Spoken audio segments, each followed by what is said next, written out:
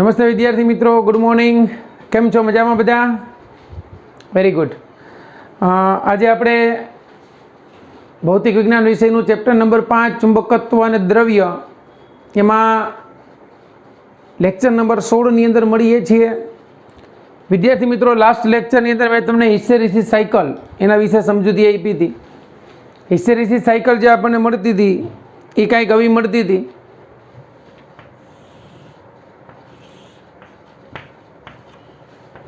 અહીંયા ચુંબકીય ક્ષેત્ર બી હતું, અહીંયા ચુંબકીય તીવ્રતા એ જ હતી, એટલે આપણને વક્ર આવો મળતો હતો.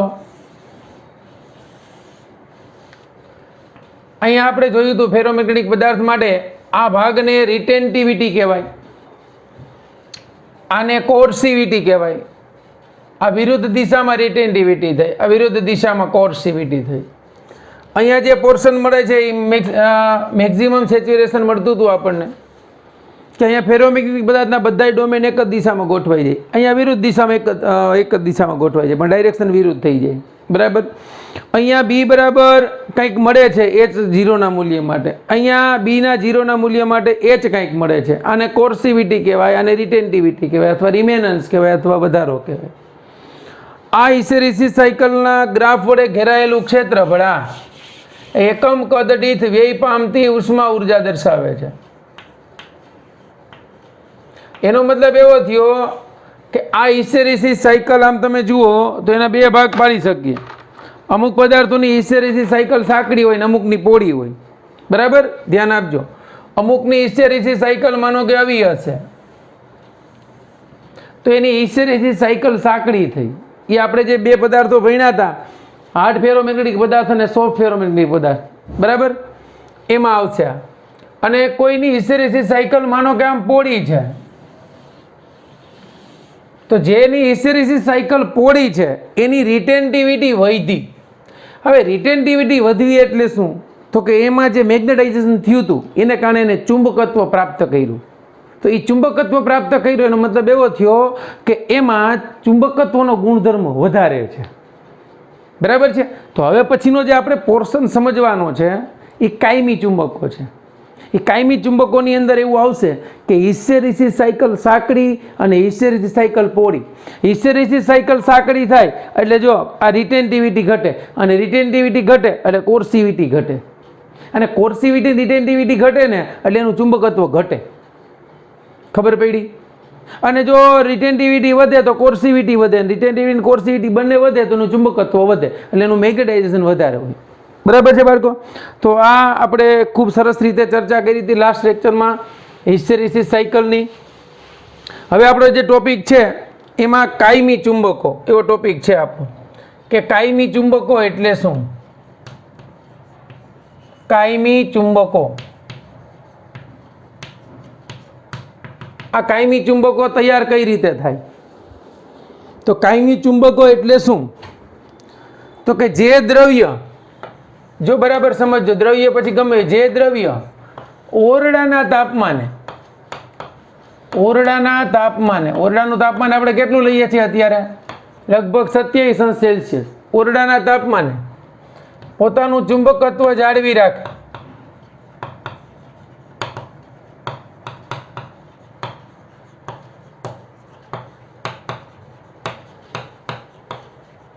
તેવા દ્રવ્યને અથવા તેવા પદાર્થને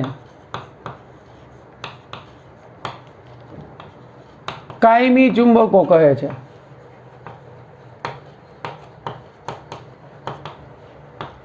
આમ તો તેવા દ્રવ્ય ધરાવતા પદાર્થને, બરાબર, કારણ કે દ્રવ્યના આધારે આપણે ચુંબકીય વર્ગીકરણ કર્યું. એમાં ચુંબકના 3 પ્રકારો હતા. બરાબર.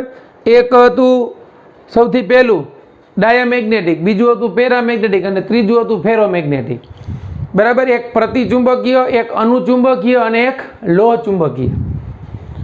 તો જે દ્રવ્ય ઓરડાના તાપમાને પોતાનું ચુંબકત્વ કાયમી જાળવી રાખે, તો ચુંબકત્વ પ્રાપ્ત કરવું એટલે કંઈ નથી. માનો કે કોઈ એક દ્રવ્ય છે, સપોઝ આપણી પાસે, મારી પાસે મેગ્નેટ છે, બાર મેગ્નેટ, બરાબર, આ તો પોતે ચુંબક તરીકે વર્તે છે. એની જગ્યાએ માનો કે હું આ એક બ્લેડ લઈ લઉં, આપણી પાસે આ બ્લેડ છે, આ લોખંડનો ટુકડો છે, જો આમાં ચુંબકત્વ મારે પ્રાપ્ત કરાવવું હોય તો આની ડાયપોલ મોમેન્ટ કોઈ એક દિશામાં ગોઠવાઈ જવી જોઈએ. આપણને ખબર છે કે લોખંડ જે છે ચુંબકત્વનો ગુણધર્મ ધરાવે. લોખંડ ફેરોમેગ્નેટિકમાં આવે. આ જે છે કદાચ સ્ટીલની બનેલી હોય, ચાલો તો આ જે છે એ આ સ્ટેનલેસ સ્ટીલની જ હોય. ઓકે, ચાલો તો સ્ટીલ જે છે એ ફેરોમેગ્નેટિકમાં આવે. આમાં કાંઈ કરવાનું નથી, આની ડાયપોલ મોમેન્ટ એક દિશામાં ગોઠવી ગયો ને એટલે આ જે બ્લેડ છે ને એ ચુંબક તરીકે વર્તવા માંડે. પણ એ ડાયપોલ મોમેન્ટ કાયમી રહેવી જોઈએ. બરાબર છે. તો હવે આપણે આ કાયમી ચુંબકની વ્યાખ્યા જોઈ તો કાયમી ચુંબક ઉપરથી આ ચુંબકો તૈયાર કેમ થતા હશે તો એના માટેની 3 મેથડો છે ચુંબકો તૈયાર કરવાની. બરાબર છે કે ચુંબકો તૈયાર કઈ રીતે થાય? તો પહેલાંના જમાનામાં ચુંબકો તૈયાર કરવા માટે શું કરતા હતા? તો કે પહેલાંના જમાનામાં ચુંબકો તૈયાર કરવા માટે જેનું મારે માનો કે આ સિમ્પલ વસ્તુ આપણે લઈ લઈએ કે આ લોખંડનો ટુકડો છે કે જે ફેરોમેગ્નેટિક પદાર્થ છે. જો ચુંબકત્વનો ગુણધર્મ સૌથી વધારે સારામાં સારો કેનો? ફેરોમેગ્નેટિક પદાર્થ. એટલે ફેરોમેગ્નેટિક પદાર્થનો ઉપયોગ ચુંબક બનાવવા માટે થાય. એના મૂળ 2 પ્રકારો હતા, એક સખત ફેરોમેગ્નેટિક પદાર્થ અને એક નરમ, એટલે હાર્ડ ફેરોમેગ્નેટિક અને સોફ્ટ ફેરોમેગ્નેટિક. બરાબર. હવે પહેલાંના જમાનામાં શું કરતા? તો આ છેડો એક રાખી, પૃથ્વીનું પોતાનું ચુંબકીય ક્ષેત્ર છે એટલે આને ઉત્તર દક્ષિણ દિશામાં રાખીને એક છેડાને ટીપતા, ટીપી અને ટીપો ને એટલે શું થાય? આમાં વાઇબ્રેશન, થડકો લાગે એટલે આના અણુની ડાયપોલ મોમેન્ટ શું થાય? આમ ગોઠવાય એક દિશામાં ગોઠવાતી જાય. ટીપે રાખો, સતત ટીપો કન્ટિન્યુ, તો શું થશે? ધીમે એની ડાયપોલ એક દિશામાં ગોઠવાઈ જાય. અને એ પદાર્થ પહેલાંના જમાનામાં આ રીતે ચુંબકત્વ પ્રાપ્ત કરાવતા. એટલે ધીમે શું થશે? તો એક પદાર્થમાં મેગ્નેટાઇઝેશન થઈ જાય અને એ મેગ્નેટાઇઝેશન પછી કાયમી રહેશે. એટલે એક પેલો જે છે એ શું થાય? તો કે ચુંબક એટલે કોઈ પણ પદાર્થના અથવા ફેરોમેગ્નેટિક પદાર્થના એક છેડાને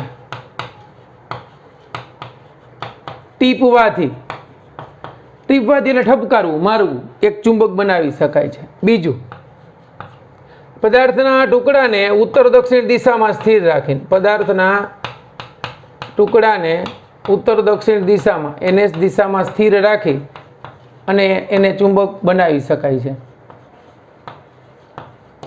આપણને ખબર છે કે આપણે 2 ચુંબકો રાખતા હોય ને તેને યોગ્ય પ્રોપર ડાયરેક્શનમાં રાખવા પડે, નકર એકબીજાનું ચુંબકત્વ શું કરે? નાશ પામે. કારણ કે એકની ડાયપોલ મોમેન્ટ જે હોય એ અને બીજાની ડાયપોલ મોમેન્ટ પરસ્પર વિરુદ્ધ દિશામાં ગોઠવાઈ જાય તો જે હોય એના કરતાં વિરુદ્ધ કરી નાખે તો એનું ચુંબકત્વ શું થાય? નાશ પામે. એટલે પદાર્થના ટુકડાને ઉત્તર દક્ષિણ દિશામાં સ્થિર રાખી અને ચુંબક બનાવવામાં આવતા.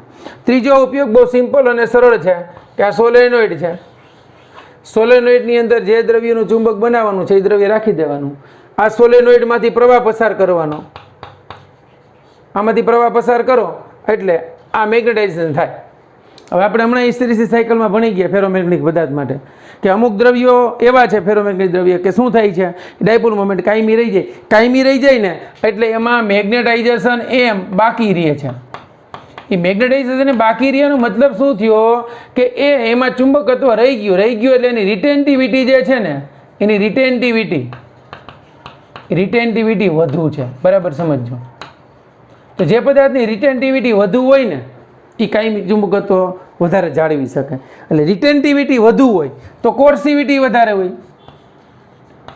એ તો આપણે હમણાં મેં તમને સમજાવ્યું. તો જેની રિટેન્ટિવિટી વધારે અને કોર્સિવિટી વધારે હોય ને આવા પદાર્થોને સખત ફેરોમેગ્નેટિક પદાર્થો કહે. કેવા? સખત ફેરોમેગ્નેટિક પદાર્થ. હવે અહીંયા સોલેનોઇડમાં કોઈ ટુકડાને મૂકો ને એટલે એમાં આપણને ખબર છે કે સોલેનોઇડનું પોતાનું ચુંબકીય ક્ષેત્ર તો હોય જ. કેટલું હોય? μ0 Ni. વધારાનું ઓલું ચુંબકત્વ મળે છે Bm = શું મળતું હતું? μ0. અહીંયા આપણે લખ્યું હતું M.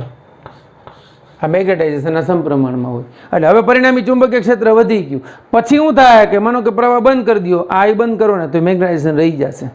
તો જેની રિટેન્ટિવિટી વધારે હોય, જેની કોર્સિવિટી વધારે હોય એવા પદાર્થોનો ઉપયોગ કરી અને આપણે ચુંબકો તૈયાર કરી શકીએ છીએ. ક્લિયર બાળકો? તો આ જે છે કાયમી ચુંબકો. સૌથી પહેલાં કાયમી ચુંબકોની વ્યાખ્યા, પછી કાયમી ચુંબકો બનાવવાની રીત. કાયમી ચુંબકો બનાવવાની 3 રીત છે. એક છે જે પદાર્થ લઈએ છીએ ફેરોમેગ્નેટિક પદાર્થ એને ટીપવાનો, સતત ટીપવાથી એની મેગ્નેટિક મોમેન્ટ જે છે એક દિશામાં ગોઠવાઈ જશે એટલે ચુંબક તરીકે વર્તશે. બીજા કેસની અંદર આપણે શું કર્યું હતું તો કે એ ટુકડાને NS દિશામાં સ્થિર રાખી દેવાનો. બરાબર? એટલે ત્યાં એની ડાયપોલ મોમેન્ટ એ દિશામાં લાંબા સમય ગોઠવાઈ જશે એટલે ચુંબક તરીકે વર્તશે. બરાબર છે. ચાલો પછી આપણે હજી જોવું હોય તો ત્રીજા એક કેસમાં આ રીતે ટૂંકમાં આમ ઈ રાખી દો અથવા તો આમ ચુંબક બનાવી શકાય.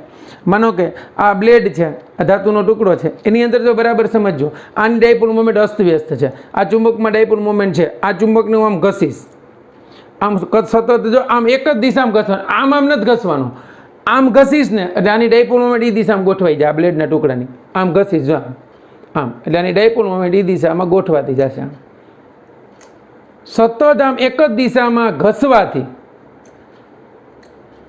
આમાં એક સમયે મેગ્નેટિક મોમેન્ટ પ્રેરિત થાય અને આ ચુંબક તરીકે વર્તે, પછી ચુંબકત્વ આમાં કાયમી રહી જશે. ક્લિયર થયું બાળકો? તો આ કાયમી ચુંબકો બરાબર અને એ બનાવવાની રીત ક્લિયર. પછી આપણે જોયું હતું બે વસ્તુ આ જોઈએ કે સખત ફેરોમેગ્નેટિક પદાર્થ અને બીજા આવશે નરમ ફેરોમેગ્નેટિક પદાર્થ. કેવા? સખત ફેરોમેગ્નેટિક પદાર્થ અને નરમ ફેરોમેગ્નેટિક પદાર્થ, અથવા તો હાર્ડ ફેરોમેગ્નેટિક પદાર્થ અને બીજા સોફ્ટ ફેરોમેગ્નેટિક પદાર્થ. આ બેમાં ફરક શું બરાબર સમજજો. આ પહેલા ફેરોમેગ્નેટિક પદાર્થના બે પ્રકાર છે, સખત અને નરમ.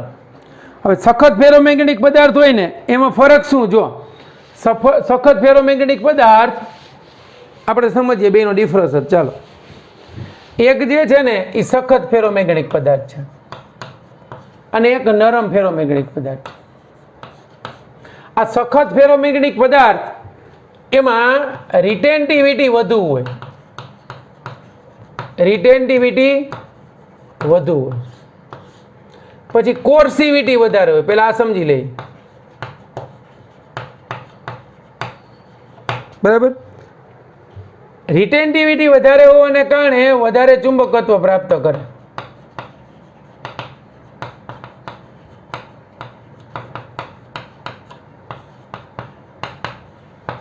નરમ લોખંડ હોય ને એની રિટેન્ટિવિટી વધારે હોય, પણ થાય શું ખબર છે કે આ નરમ લોખંડ જે છે એમાં વિદ્યુત પ્રવાહ પસાર કરો ને, આ વિદ્યુત પ્રવાહ પસાર કરતા પ્રબળ ચુંબકીય ક્ષેત્ર પ્રાપ્ત કરે. બરાબર સમજો. જ્યારે આમાં પ્રવાહ પસાર કરે ને એ સખત ફેરોમેગ્નેટિક પદાર્થને સોલેનોઇડમાં રાખો ને તો એ આપણને મેગ્નેટાઇઝેશન મળી જાય. પછી પ્રવાહ દૂર કરો ને તો આમાં અમુક મેગ્નેટાઇઝેશન વધતું હતું. જ્યારે આમાં વિદ્યુત પ્રવાહ પસાર કરો ને ત્યારે જ પ્રબળ ચુંબકીય ક્ષેત્ર મળે. વિદ્યુત પ્રવાહ દૂર કરતા એટલે વિદ્યુત પ્રવાહ શૂન્ય કરતા, બરાબર સમજો, શૂન્ય કરતા ચુંબકીય ક્ષેત્ર અદ્રશ્ય થઈ જાય છે. આવું આપણે આગળ જોઈ ગયા, અદ્રશ્ય થઈ જાય છે. એટલે ચુંબકત્વ રહેતું જ નથી. મતલબ પ્રવાહ પસાર કરો ત્યારે પ્રબળ ચુંબકીય ક્ષેત્ર અને પ્રવાહ બંધ કરી દો તો સાવ હોય જ નહીં. એટલે આ નરમ લોખંડનું એક ઉદાહરણ છે ઇલેક્ટ્રોમેગ્નેટ. શું છે? ઇલેક્ટ્રોમેગ્નેટ. એટલું ક્લિયર બાળકો? પછી હવે લાસ્ટમાં આપણે ચુંબકની વાત કરી, કાયમી ચુંબકો, એનો ઉપયોગ કઈ રીતે બનાવવાનો, બરાબર. કાયમી ચુંબકો બનાવવા માટે બીજા એક દ્રવ્યની અંદર કાયમી ચુંબક બનાવવા માટે એક અલ્નિકો નામની ધાતુ છે, એ આપણને ખબર છે. અલ્નિકો એટલે આયર્ન, કોબાલ્ટ, નિકલ, કોપર અને ઝીંક, Zn, આના સંયોજનથી બને છે, બરાબર. પછી બીજી છે કોબાલ્ટ સ્ટીલ. આનો ઉપયોગ એ ચુંબક બનાવવા માટે થાય છે, કોબાલ્ટ સ્ટીલ. અને ત્રીજું જે છે ટિકોનાલ નામનું આ જે છે મેલ્નિકો કે મિશ્ર ધાતુ છે, એમાં મિશ્ર ધાતુ છે. આનો ઉપયોગ જે છે એ ચુંબકો બનાવવા માટે થાય છે, બરાબર. પછી આનો ઉપયોગ જે છે એ આપણને ખબર છે કેટલાક ઉપયોગો દ્રવ્ય લાંબા સમય સુધી ચુંબકીય તો મેળવે. એમાં ટ્રાન્સફોર્મરના ગર્ભમાં, ટ્રાન્સફોર્મર જે આપણે ચેપ્ટર નંબર 7માં ભણશું એસી પ્રવાહમાં.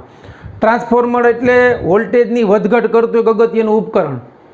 આપણે આદી ભાષામાં કહીએ તો આપણું ટીસી, બરાબર. ટ્રાન્સફોર્મર એટલે આપણી ગામડું હોય તો ગામડામાં સબસ્ટેશન હોય એને ટ્રાન્સફોર્મર કહેવાય. આનું કામ શું છે? ટ્રાન્સફોર્મરનું વોલ્ટેજના વધઘટ કરે, વોલ્ટેજમાં વધારો ઘટાડો કરે, અપ ડાઉન કરે. વોલ્ટેજમાં વધારો કે ઘટાડો એને મેનેજ કરવાનું કામ કરે, બરાબર છે. એ ટ્રાન્સફોર્મર એના ગર્ભભાગમાં આ જે છે એમાં આનો ઉપયોગ થાય છે ઇલેક્ટ્રોમેગ્નેટનો. પછી ટેલિફોનના ડાયાફ્રામમાં, બરાબર. હવે આવા દ્રવ્ય વાપરવાનું કારણ શું? તો કે એવા દ્રવ્ય જ વાપરવાના કે જેમાં હિસ્ટેરેસિસ સાયકલ પાતળી હોય, એની હિસ્ટેરેસિસ સાયકલ પાતળી હોય. હિસ્ટેરેસિસ સાયકલ જે છે એ પાતળી હોવાનું કારણ શું? હિસ્ટેરેસિસ સાયકલ પાતળી હોય. પાતળી હોય ને એટલે શું થાય? તો કે એમાં વ્યય પામતી ઉષ્મા ઘટે. વ્યય પામતી ઉષ્મા ઘટે. શું કામે? તો કે આપણે આલેખમાં જોયું હતું, એકમ કદ દીઠ વ્યય પામતી ઉષ્મા ઉર્જા એટલે હિસ્ટેરેસિસ સાયકલ. તો આ હિસ્ટેરેસિસ સાયકલ માનો કે સાંકડી છે અથવા તો પાતળી અથવા સાંકડી. હિસ્ટેરેસિસ સાયકલ સાંકડી હોય ને તો વ્યય પામતી ઉષ્મા ઉર્જા ઘટે. શું કામે? તો કે આ જે દ્રવ્યો છે ને એની બધાની અવરોધકતા હોય. અવરોધકતા. અવરોધકતા એટલે અવરોધકતા હોય એટલે અવરોધ આર હોય. અવરોધ આર હોય એટલે I²R T મુજબ આ વ્યય પામતી ઉષ્મા ઉર્જા હોય. તો અવરોધકતા જેમ ઓછી એમ અવરોધ ઓછો એમ પાવર વ્યય ઓછો થાય. સમજાણું? તો એ છે. પછી ઘુમરી પ્રવાહો, આ જે છે એ આપણે નેક્સ્ટ ચેપ્ટરમાં આવશે. ઘુમરી પ્રવાહ છઠ્ઠા ચેપ્ટરમાં, જેને એડી કરંટ કહેવાય. આની અસર જે છે એ ઘટાડવા માટે પણ આપણે ઇલેક્ટ્રોમેગ્નેટનો ઉપયોગ કરીએ છીએ. બરાબર છે. આ ઉપરાંત ક્રેનમાં મોટા યંત્રોને મોટા જથ્થામાં લોખંડ અને સ્ટીલને ઉંચકવા માટે પણ આનો ઉપયોગ થાય છે. બરાબર. પછી આમાં બીજું એક છે કે બાહ્ય ચુંબકીય ક્ષેત્રમાં ફેરફારો અને તાપમાનના ફેરફારો કે નાના યાંત્રિક ભંગારોને કારણે મેગ્નેટાઇઝેશન ભૂસાઈ ન જાય. જો બરાબર સમજજો, કાયમી ચુંબકો બનાવવા માટે યાંત્રિક ભંગાર ન સર્જાય. યાંત્રિક ભંગાર ન સર્જાવવું એટલે શું? કોઈ ચુંબક છે એમાં ચુંબકત્વ છે, હવે તમે એને વારંવાર પછાડો ને તો એના ચુંબકત્વમાં ફેરફાર થઈ જશે. શું કામ?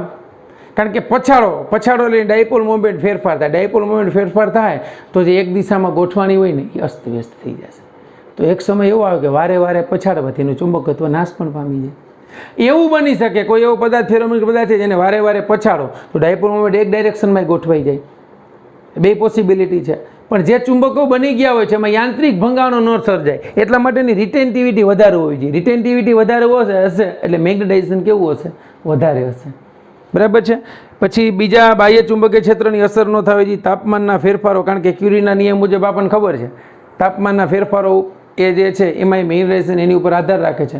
કારણ કે ક્યુરીનો નિયમ આપણને ખબર છે. શું કીધું હતું ક્યુરીએ? કે મેગ્નેટાઇઝેશન જે ચુંબકીય ક્ષેત્રના સમપ્રમાણમાં અને એના તાપમાનના વ્યસ્ત પ્રમાણમાં હોય છે. ઓકે બાળકો, તો અહીંયા આપણે આ થિયરી પૂરી કરીએ છીએ. ચાલો એટલું નોટ કરી લો, પછી એક બે દાખલા ગણાવવા છે એ ગણાવું છું.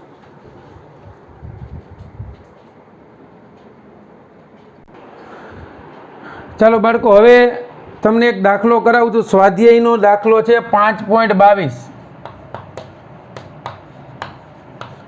સરસ મજાનો દાખલો છે જે ચોથા ચેપ્ટર આપણે ભણી ગયા છીએ એના બેઝ ઉપર છે થોડો. બરાબર. એમ કે છે સમક્ષિતિજ દિશામાં ગતિ કરતો અને એક સરખી ઉર્જા એટલે એની ઉર્જા E is equal two 18 kilo electron volt. એટલે આ ઉર્જા એટલે 1/mv². ગતિ કરે છે.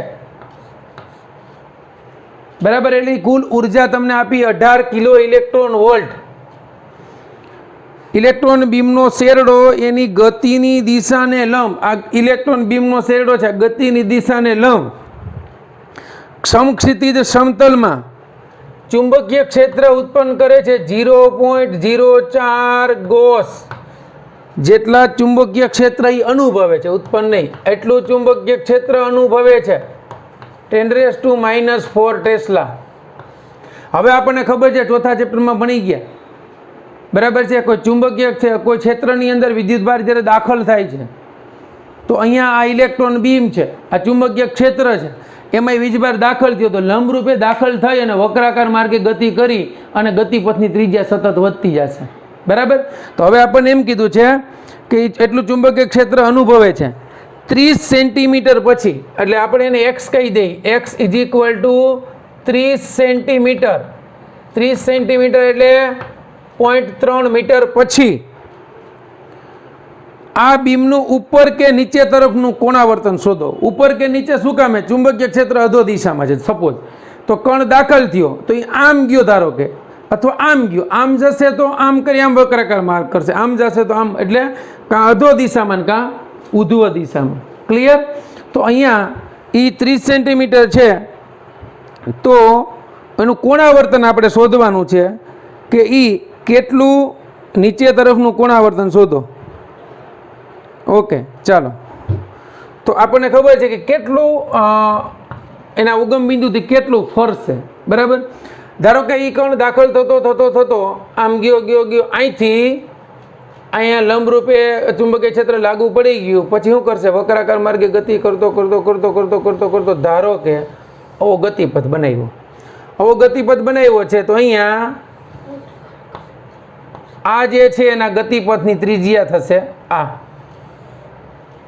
અને આ કણ જે છે એ ગતિ કરી અને ધારો કે એક સમય એવો આવે છે કે અહીંથી આમ એ 30 સેન્ટીમીટર જેટલું અંતર અહીંયા કાપે છે. ધારો કે આ એનું અંતર આપણે ધારી લઈએ એક્સ, એ 30 સેન્ટીમીટર છે. આ આનું કેન્દ્ર છે.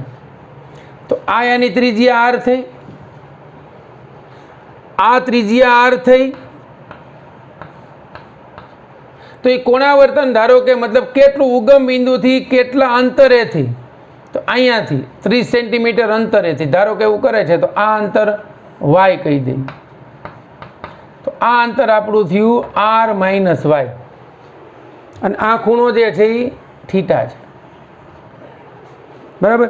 આ જે છે એને ઓ નામ આપ્યું, આને એ આપી દો, આને બી આપી દો, આને સી આપી દો. બરાબર? સમજો. ચુંબકીય ક્ષેત્રમાં દાખલ થાય એટલે લંબરૂપે દાખલ થઈ અને ત્યાંથી આમ કોણાવર્તન અનુભવ છે, ત્યારે 30 સેન્ટીમીટર જેટલું અંતર કાપે છે. કેટલું? એક્સ જેટલું. 30 સેન્ટીમીટર જેટલું અંતર કાપી એટલે 30 સેન્ટીમીટર પછી આ બીમનું ઉપર કે નીચે તરફનું કોણાવર્તન શોધવાનું છે. એટલે અહીંથી આ 30 સેન્ટીમીટર અંતર એટલું આપણે શોધવાનું છે. બરાબર? તો આ અંતર આપણે વાય શોધવાનું છે. રેડી? તો હવે આ કણ ક્યાં દાખલ થયો? ચુંબકીય ક્ષેત્રમાં. ચુંબકીય ક્ષેત્રમાં આપણને ખબર છે કણ દાખલ થશે તો અહીં પહેલાં તો એની ઉર્જા ઉપરથી અહીં ઉર્જા E ઇઝ ઇક્વલ ટુ આપણને ખબર છે 1/mv² છે. તો એના ઉપરથી આપણે વેગને સૂત્રનો કરતા બનાવીએ અથવા તો વેગ મળી પણ જાય જો સીધો 2E/m. ઉર્જાને કે કહો કે E કહો હાલશે. હવે અહીંયા વેગ આપણે શોધવો હોય તો મળી જાય, પણ આપણે મેળવશું નહીં કારણ કે આગળ કિંમત મૂકવી પડશે. હવે ચુંબકીય ક્ષેત્રમાં ગતિ કરતા વિદ્યુતભાર માટે આપણને ખબર છે ચુંબકીય ક્ષેત્રમાં કોઈ વિદ્યુતભાર ગતિ કરતો હોય તો એ વિદ્યુતભાર માટે ચુંબકીય બળ એટલે F × V × B, ચુંબકીય બળ બરાબર ક્યુ બળ થશે? કેન્દ્રગામી બળ. ચુંબકીય ક્ષેત્રમાં લંબરૂપે દાખલ થાય છે એટલે F બરાબર Q × V × B એટલે EVB થશે, અને કેન્દ્રીય બળ થશે mv²/r. એટલે આપણે ગતિપથની ત્રિજ્યા જે છે એ શોધી લઈએ. બધી રાશિ આપી છે આપણને. બરાબર? વેગનો લોપ થઈ જશે કારણ કે વેગની કિંમત છે. તો અહીંયા આપણે આ સૂત્ર EVB એના ઉપરથી આ VV કેન્સલ કરી નાખીએ એટલે R = mv/EB,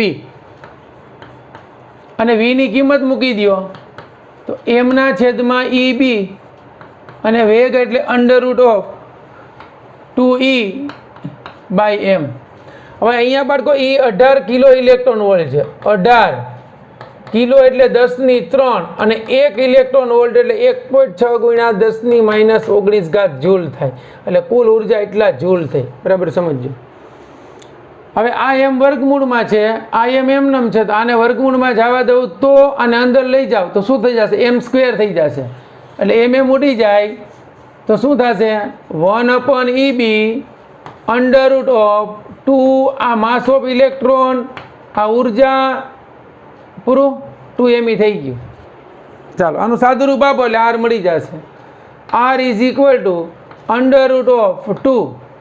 m એટલે 9.1 × 10⁻31, E એટલે 18 × 1.6 × -19 3 એટલે 10⁻⁻16 એના છેદમાં E એટલે 1.6 ઇન્ટુ 10⁻⁻19 B એટલે 0.04 ઇન્ટુ 10⁻⁻4 ચાલો આનું સાદું રૂપ આપો R is equal two 2 into 9.1 into 18 into 1.6 એ આપણને મળ્યું 524.16 એને ગુણ્યા 10⁻31 અને 16 એટલે કેટલી થશે 47 -47 ઘાત મળી એના છેદમાં 1.6 ઇન્ટુ 0.04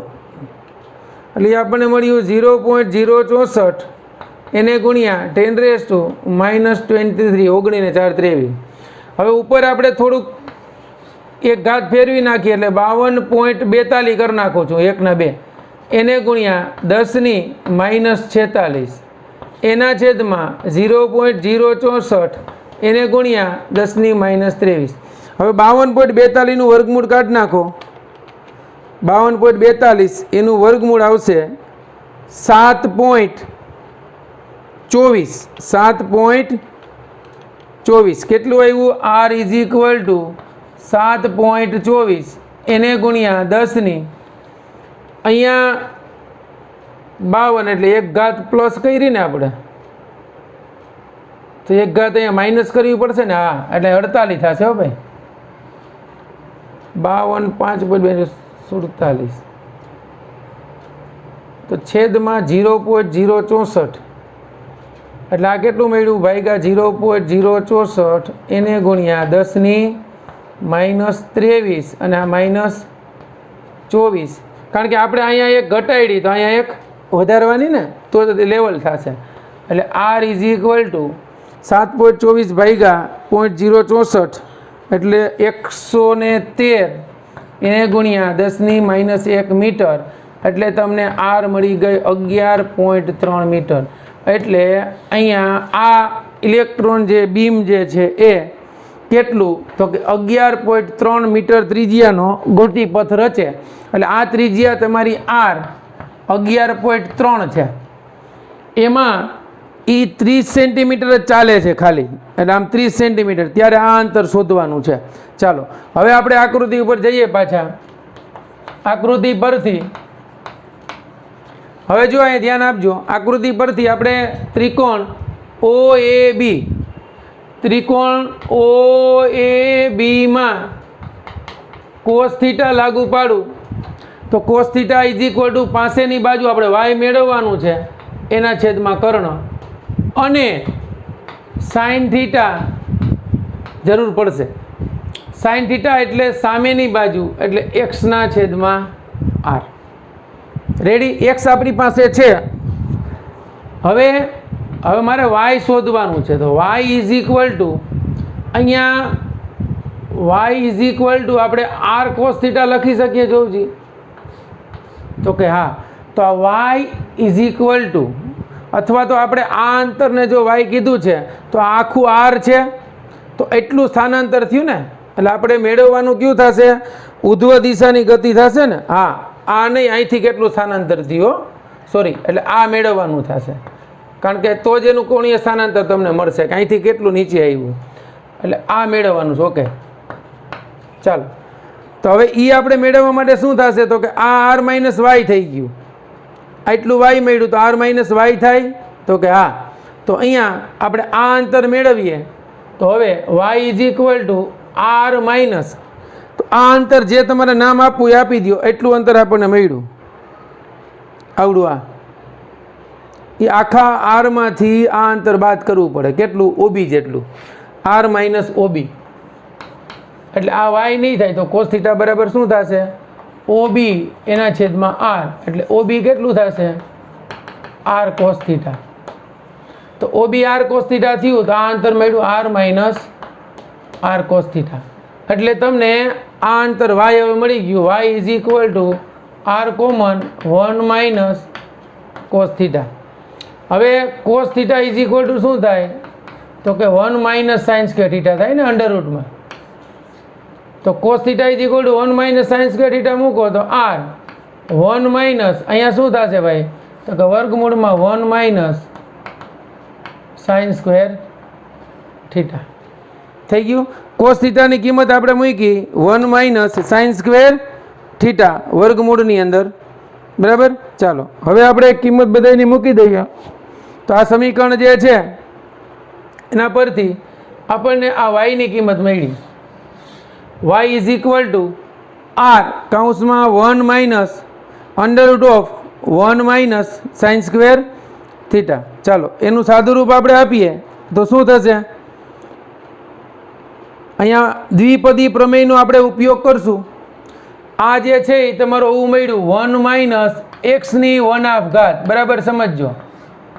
આ દ્વિપદી પ્રમેયનું વિસ્તરણ છે. એટલે દ્વિપદી પ્રમેય મુજબ કાંઈ કરવાનું નહીં, આ ઘાતને આગળ લઈ લેવાની અને એના પહેલા પદ સાથે ગુણી નાખવાની. બાકીના બધા પદોની કિંમત જે છે અતિ સૂક્ષ્મ થાય એટલે અવગણવાની. તો આ દ્વિપદી પ્રમેય છે. દ્વિપદી પ્રમેય મુજબ આવું થાય, બરાબર. તો y is equal to r 1 minus અહીંયા દ્વિપદી પ્રમેય લાગુ પાડો એટલે 1 માઇનસ 1/2 અને x એટલે પદ જે આપ્યું એ સાઇન સ્ક્વેર થીટા. તો હવે y is equal to r એમનો આ 1 1 cancel, minus minus plus 1/2 sine square theta. હવે તો કે સાઇન થીટા એટલે શું છે? x by r. તો શું મળ્યું? r x બાય r એટલે x square by 2 into r square, r cancel. તો y is equal to x square by 2r. એક્સની કિંમત આપણને ખબર છે 0.3 ઇન્ટુ 0.3 એના છેદમાં 2, r એટલે 11.3. આનું સાદું રૂપ આપો 0.3 ઇન્ટુ 0.3 ડિવાઈડ 2 ડિવાઈડ 11.3. આ મળ્યું 0.00398 0.00398 મીટર. એટલે y is equal two 3.98 millimetre is equal two લગભગ 4 મિલીમીટર જેટલું એનું આમ તો સ્થાનાંતર થઈ શકે, એટલો સ્થાનાંતરિત થાય. કેટલો? નીચેની તરફ 4 મિલીમીટર જેટલું. ક્લિયર? પછી આ ત્રીજી આપણને મળી, બરાબર છે. ક્લિયર થયું બાળકો એટલું? તો અહીંયા ધ્યાન આપજો, આ જે આકૃતિ છે એ ફરીથી દોરીને સમજાવી દો, કારણ કે આપણે થોડીક શરૂઆતમાં ઓલી ભૂલ થઈ ગઈ. કણ દાખલ થતો થતો માનો કે આમ ગતિપથ રચે છે, તો અહીંયા જ્યારે આવે છે ત્યારથી આપણે એક્સ જેટલું અંતર કાપે ને આમ ત્યાં સુધીનું આપણે આ જે છે એની ગતિપથની ત્રિજ્યાથી આપણે એટલું અંતર કાપે તો આ એની શિફ્ટ વાય ગણવાનું છે, કેટલું શિફ્ટ થાય. તો આ ત્રિજ્યા આર છે, આને આપણે વાય કીધું એટલે આ ઓ થયું, આ એ થયું, આ બી થયું, આ સી થયું. આખી આ જે ત્રિજ્યા આર થશે એ ત્રિજ્યા આર થાય, આ અંતર વાય છે તો આ અંતર થાય આર માઇનસ વાય. આ ખૂણો થીટા થઈ ગયો. ક્લિયર બાળકો? તો આ જે છે એ શું થઈ ગયું? એક્સ. હવે આ આકૃતિ મુજબ જોજો એટલે ખ્યાલ આવી જશે. ઓકે, તો આ એક દાખલો મને એવું લાગતું હતું કે તમને કરાવવા જેવો છે, બરાબર છે, એટલા માટે તમને ગણાવ્યો છે. બાકી સ્વાધ્યાયના દાખલા બીજા બધા બહુ ઇઝી છે, ન સમજાય તો પૂછજો, બરાબર છે. તો આ લેક્ચર અહીંયા સુધી રાખીએ છીએ અને આપણું 5મું ચેપ્ટર જે છે એ અહીંયા આપણે પૂરું કરીએ છીએ. નેક્સ્ટ લેક્ચરની અંદર આપણે ચેપ્ટર નંબર 6 જે છે એ સ્ટાર્ટ કરશું, બરાબર છે, વિદ્યુત ચુંબકીય પ્રેરણ. ચાલો, બેસ્ટ ઓફ લક.